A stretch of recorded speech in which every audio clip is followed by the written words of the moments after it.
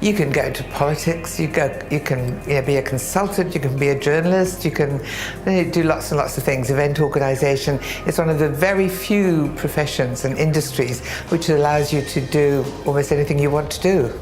Talking to people, engaging with them, finding out what their story is and being able to translate that for multiple audiences. It's being the person that kind of makes those connections for them or helps them get there. I've always been lucky in my roles in media and communications to work in things I'm passionate about. You get a very good overview of what's going on within the business as a whole, and you're able to respond and be involved in a wide range of opportunities. There's lots of things that I've been involved in over many years, but I guess a good example is when I was working to promote a road safety campaign, and that involved the whole gambit of communications activities, from getting stakeholders engaged in turning up to events, TVC launches, and even a few publicity stunts, including getting the Prime Minister to turn up at a checkpoint and check drivers to make sure that they were wearing safety belts and things like that. Creation of the Welfare to Wellbeing brand concept in the 1990s with social welfare.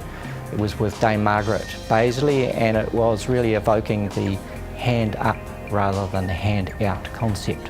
When Team New Zealand won the Louis Vuitton Cup, and they didn't have quite enough money to go into the next race, the America's Cup race, and so we had to raise $500,000. That was at TVNZ at the time, and with the whole TVNZ behind me and with a team, of course, Saatchi and Saatchi, we actually promoted the Wear Your Red Socks. The work that Convergence did after the Canterbury earthquakes with the Student Volunteer Army, it was really important work, and it was something that we're still very proud of. I think last year's reopening of the Heritage Christchurch was incredibly important to us as a company and for the community of Christchurch. It's the only heritage building that is still working, and so it was a very emotional event reopening that, and the PR just travelled all over the world.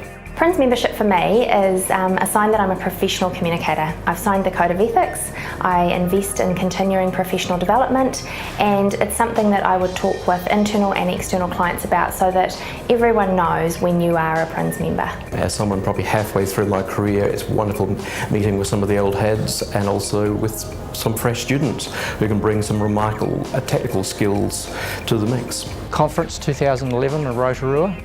A meal with Sir Paul Callaghan, who talked about his personal battle with cancer, but also his vision and leadership for New Zealand.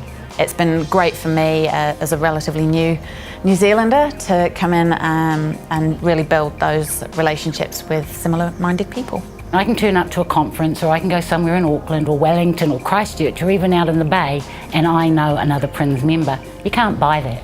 You never know what you don't know, and I get a lot out of being involved on the committee and hopefully contributing in some way as well. The thing I like most about Prinz is the opportunity to meet fellow practitioners, network with them, share thoughts and ideas and experiences with them, and I think that's invaluable. It's a sort of an informal learning, and Prinz does that better than anybody, I think. What I love about being in Prinz is the camaraderie, the connections. I love the conferences. I love the continuous learning. I really value the APR. It's a really great organisation to be part of. There's so much change going on in the world of social media and technology.